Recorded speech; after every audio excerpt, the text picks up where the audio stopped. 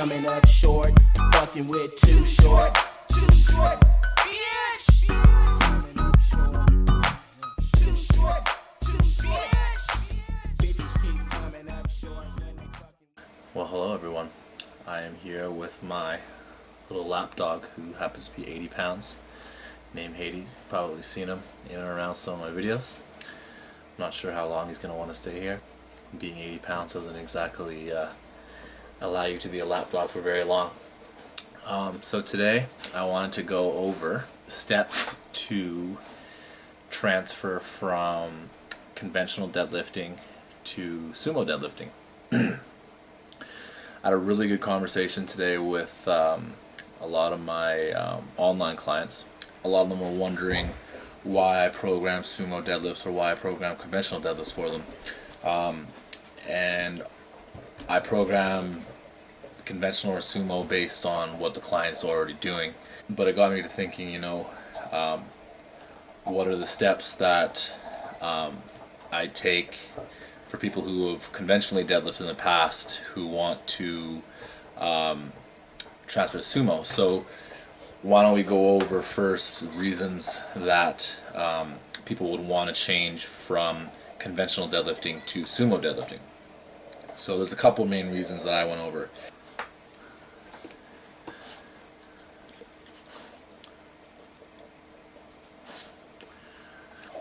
I'll go over the reason I changed first of all. So a couple of years ago I was doing conventional deadlifting because the majority of people when they start deadlifting, that's what they do. I worked my way all the way up to 585 for 2, and then I went to a seminar by Mike Robertson, who is one of my favorite strength coaches. He's awesome. I mean, the guy's a real deal. Strong says you check him out, especially for corrective exercises, etc. But he's also a performance coach. Anyways, I'm not trying to plug him. He basically looked at my deadlift and saw that I had some issues, mainly with keeping my low back in a neutral position, and that my hips were coming down a ton just to lift the bar up from the conventional stance. So he suggested maybe trying to switch to sumo deadlifting. So since deadlifting was always my favorite thing, I kind of was like, like, I know if I switch to sumo, like I've tried it before, it feels fucking weird. Like it feels completely different than conventional. Conventional, if you're a really good conventional puller, yeah, there's a lot of form and small tweaks that you make to go into it, but when it comes down to it with conventional, you can just run up to the bar, bend over, and just rip that shit off the ground as fast as you can, and bang, you're done. With sumo deadlifts, you can't really do that. So another reason that I wanted to switch was that I was getting crazy low back soreness, and when Mike Robertson assessed me, I had one spinal erector that was like crazy hypertrophy compared to the other side. So he looked at my lumbar spine, and I had a little bit of a odd, I don't even remember what specifically it was. I think I had a little bit of an odd angle in one of my lumbar spines in the disc area. So that we thought maybe could have attributed to why I had one lumbar or one erector spinae that was so much more hypertrophy than the other side. So I decided after all that information that I was like, I'm going to give sumo deadlifting a try. Usually when I conventional pulled, I would get crazy sore because I was using a ton of my low back, and I know that. My back's strong though, so I guess at the time that was good.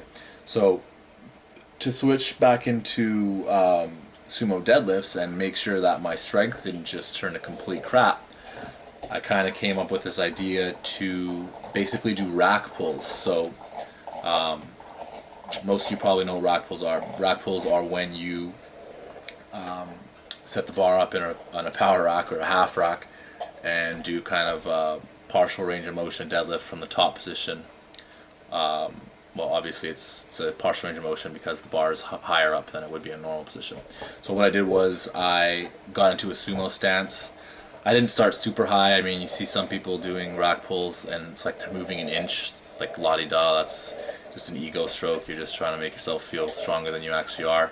But no, so what I did, I think I started right around just below my knee, which gave a decent range of motion, but allowed me to really kind of get into the groove of how to move properly and how the sumo deadlift actually works. And you know, get my hips into a proper position, get my knees into a proper position, find the proper foot placement, etc.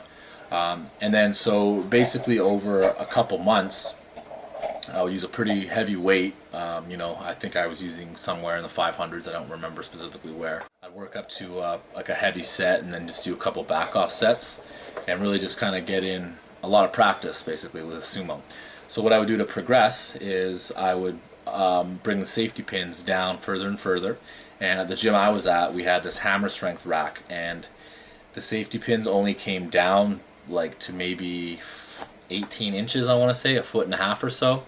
So that obviously wasn't going to cut it, because I didn't really want to make the jump from an 18-inch height of the rack all the way to the ground, because I mean, I don't know what the exact math of it is, but that's a fairly substantial drop. So what I did was I added just an aerobic step, and it was kind of sketchy at first because, you know, these were just like cheap kind of crappy Reebok aerobic steps, and I was going to be having, you know, 500-600 pounds on my feet on it. But you know what, they were perfectly fine, durable. They lasted a long time, never broke on me when I was using them in the gym. I put the pins all the way to the lowest level, the safety pins, and then would bring my body up by using the aerobic steps. And then I would even put in I got to a point, I think, where I was putting maybe 1 or 2 of the little adjusters that makes it go higher and higher. And then until one day I basically was like, well, I'm pretty much close to where I would be pulling off the ground. And the first time I pulled off the ground, I think I like singled 585, you know, and it was pretty tough, but I got it. And so, you know, it wasn't a big drop off in strength. I mean, obviously it takes some time, but I really like that method of doing it. You know, that's one method. That doesn't mean that's the only method.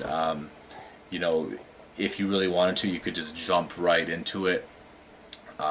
Just start sumo pulling and, you know, get reps, do lots and lots of volume, practice. I've talked to a lot of people, and they say that they can't do sumo deadlifts because they don't have the hip mobility to do it. And in all honesty, my hip mobility is not very good. I mean, you know, like I don't squat in a sumo-ish stance or wide because my hips just can't get down that low. And you know, whether or not that's a mobility problem or just the fact of my joints just are shaped in a specific way, I don't really know. It does hurt though, kind of, so I imagine I'm getting some sort of impingement in there.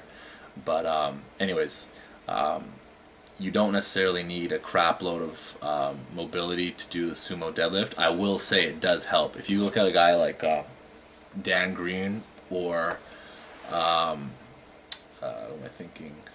Andre Belayev, like when they go down, their torso is super upright. If you have more hip mobility, you're going to be able to spread your knees and get your hips lower and lower to the ground, which will allow your back to have a more and more upright position.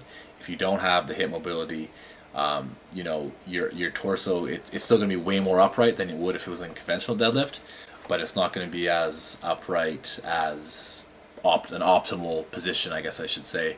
So you're not going to be at the most optimal position, because if you can get your knees spread out as far as you can and really get your hips down, you're going to be able to lift a lot more weight, because you get a ton of leverage and a mechanical advantage from your legs, and then you use your hips and your back to lock that weight out. And I mean, they're always money. So one thing that I've been getting some of my clients to do for helping on sumo deadlifts is doing basically like I don't know if you guys know what a goblet squat is, but it's basically where you get a kettlebell, go into a squat position, jam your elbows right into your knees on both sides, and you can either actually squat up and down or just hold the position for a stretch. So what I've been doing is lining my feet up into my sumo deadlift position, and then just basically trying to keep my torso as upright as possible, spreading my knees out to the side, and really getting a crazy stretch in my adductors, like the inner part of your thighs. That's a really good stretch, just to help you get lower and lower.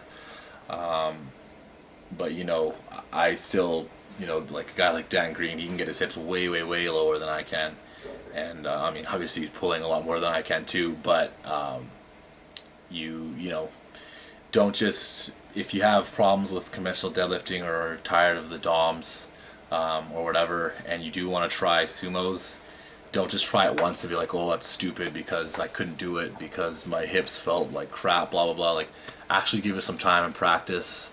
You know, it feels way different. I'm not gonna lie to you, it feels a lot different.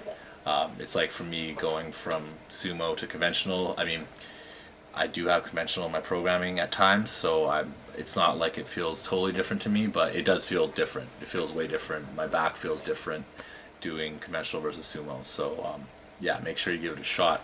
They ain't tripping with me. Niggas talking that shit by the new generation. All the emoji ass rappers, all these smiley ass faces. Fuck niggas. Hey, Frank Ocean, go ahead and fuck these fuck niggas. Yeah, they fuck niggas. Ying on the motherfucker. Ying on the motherfucker. Ying on the motherfucker. Ying on the motherfucker. Past is the fattest ass that attracts me. How do I define nasty, gassy? Explain Esco, plain and simple. With a red bone in a benzo, sipping exo. From the dawn to Godson, the Project Prophet, the live one. If you enjoyed this video, please hit the subscribe button below. Please hit the like button. Really appreciate that. If you have any questions or comments, just hit me up in the comments section below. I always get back to people. Yeah, and I look forward to talking to you again soon. Peace.